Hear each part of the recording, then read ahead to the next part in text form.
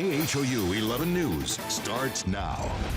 The Harris County Sheriff's Office hopes you can help it track down this man. Investigators say he shot and killed a father in front of the man's wife and daughter. Plus, it appears that the NFL's big mystery has been solved 6 weeks after Tom Brady's Super Bowl jersey went missing. But the reason the jersey has been recovered is because of the men and women of the Houston Police Department. Hear more from Houston Police Chief Art Acevedo about this high-profile investigation. And Sugar Land drivers, remember to keep those cell phones out of your hands starting today. You could face a big fine if you forget. That's because the city has a new ban in place. I'm Greg Hurst. And I'm Mia Gradney. Sugar Land is cracking down on distracted driving, making it a crime to use your phone or electronic device with your hands while behind the wheel. Our Matt Doherty is live in Sugar Land. And Matt, you spent the day in that area. Have people gotten the message yet?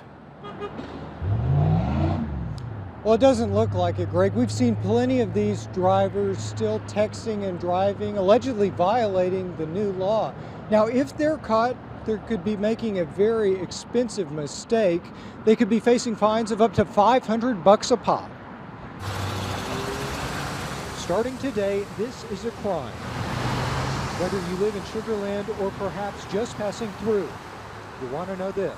The new ordinance would make it a Class C misdemeanor to do things like answer a phone call, send a text message, starting route to KHOU TV or type in a location into your navigation app, or likely anything else you can think of that would require a driver to use his or her hands with a mobile device while driving. And when I got up to the car that was the problem, it was a guy texting on his cell phone. Sugar Land Mayor Joe Zimmerman says 68% of his constituents supported passing the ordinance, which includes a possible $500 fine for each offense considered a Class C misdemeanor. You should know that police may not search or seize your phone without a warrant, and if you're pulled over, now you'll just get a warning. You won't actually face a fine until June the 18th. Drivers we caught up with agreed the new law may carry a hefty fine, but it's a price they hope will keep drivers safe. It's good for everybody's safety, so I like it. I don't really do it much, but for everybody else that does it, I think it's good. Now, it is important to mention that there is one exception to the rule. If you find yourself in an emergency situation, you of course are allowed to use your hand to pick up the phone and call 911. Greg? No one needs insult on top of injury. Matt, who determines this fine? Is it $500 for every driver who gets caught? No, not necessarily so. It's up to the municipal judge to determine exactly what the fine is. However, we do know that those fines can reach as high as $500 each. Back to you. All right, sounds like it's cheaper just to obey the law. Thanks, Matt. Sugar Land is not alone when it comes to banning such use of devices while driving. There are more than 90 cities around the state that have adopted some sort of ban. They fall into 3 different categories. Now, a ban on all wireless communication devices while driving, a ban on texting while driving, and a ban on texting and other manual uses of a device while driving. So which communities near us have bans? Well, here's a look for you. This comes from the Texas Department of Transportation. As you can see, cities from Magnolia to Brazoria have some sort of ban in place. Now, we're getting your take on this. Our informal poll question, would you support a statewide texting and driving ban? Here are your options. Yes, no, pretty simple there. Or let the cities make the rules. You can go to khou.com/vote now to cast your vote. And take a moment, if you would, to take a look at this sketch. Investigators believe that this is the face of one of 2 men involved in a deadly carjacking earlier this month. The victim, 47-year-old Pedro Aguilar, was shot in front of his wife and daughter after they arrived at their apartment on Ridgecrest near Way Forest in North Harris County. The 2 men eventually ran away, apparently because they didn't know how to drive a stick shift. If you have any information, you're asked to call Crime Stoppers. A man pulled from a burning home in Pasadena this morning has died at the hospital. That's according to the fire chief. Firefighters showed up to the house at about 3:15 this morning. 2 family members, a mother and father, escaped. Hospital crews were unable to save their son. pulled from a rear bedroom.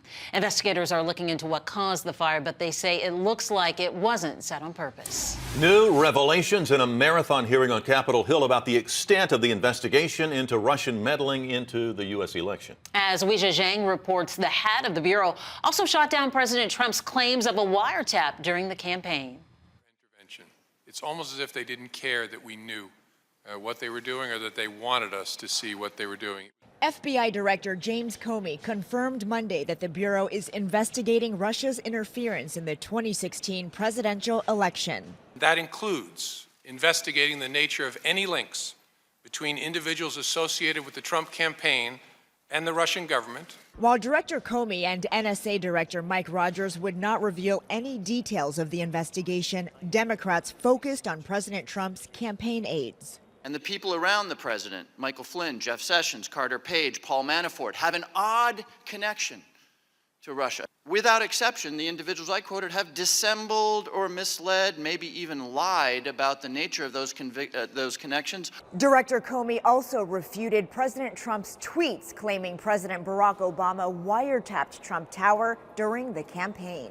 The FBI and the Department of Justice have no information to support those tweets. Republicans want to find out who's leaking classified information to the press. Is the investigation into the leak of classified information, has it begun yet? I can't say, because I don't want to confirm that that was classified information. Director Comey stood by the conclusion that Russian interference was meant to help President Trump win. Mr. Putin would like people who like him.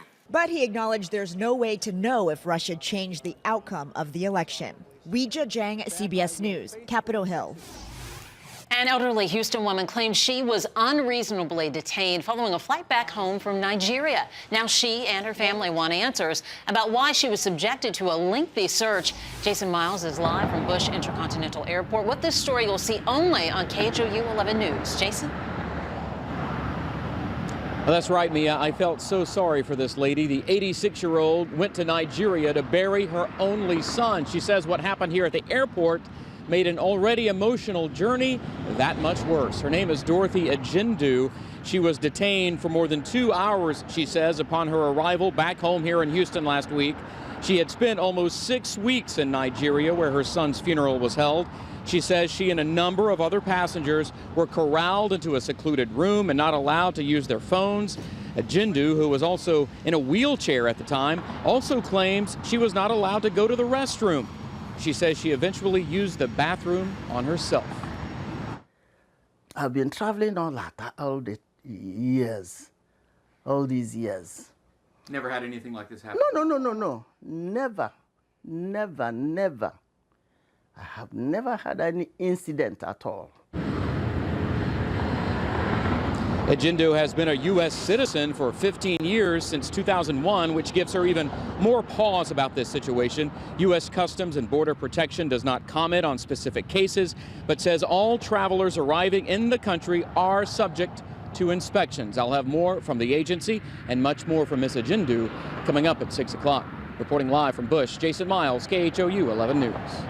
Try to get to the bottom of that. Thank you, Jason. Now, let's talk weather. Taking a look outside, courtesy of Drone 11. Isn't this a gorgeous picture over Buffalo Bayou Park? This was shot earlier today. Warm, beautiful out there for the first day of spring. Ah, that's what's in the air. Spring. Spring has sprung.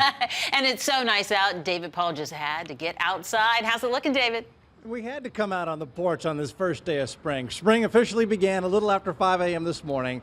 It has been a spectacular day. It did get warm. We were mid-80s, but the humidity has stayed low enough to keep it comfortable, and this evening is going to be spectacular. Now, it's always been weird, but these oak trees in Houston always want to wait until spring to pollinate. It's just what the species does. And behind me is one of these big oak trees, and it is just raining pollen. So as we look at the current pollen count for today, it is the oak pollen that's got it high. There's cedar, there's ash, there's elm, there's cottonwood. There's a laundry list, and it's all up at my Facebook page if you want to see all the pollen that's going up your nose right now. Okay, beautiful evening. I'll have that hour by hour coming up. And there is rain in the extended forecast. I'll show you when we may have some heavy stuff. I'll see you back on the inside here in just a couple of minutes, gang. All right. Enjoy it while you can, though, Dave. Thanks. Yeah.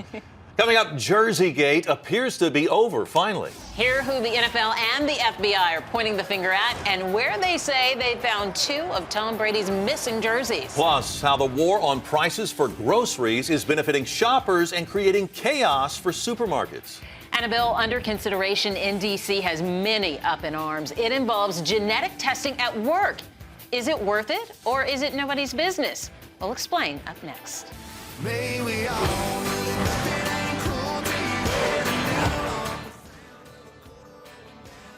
Expect a big rodeo crowd tonight when Florida Georgia Line takes the stage. This will be their 4th Rodeo Houston appearance. Sing along.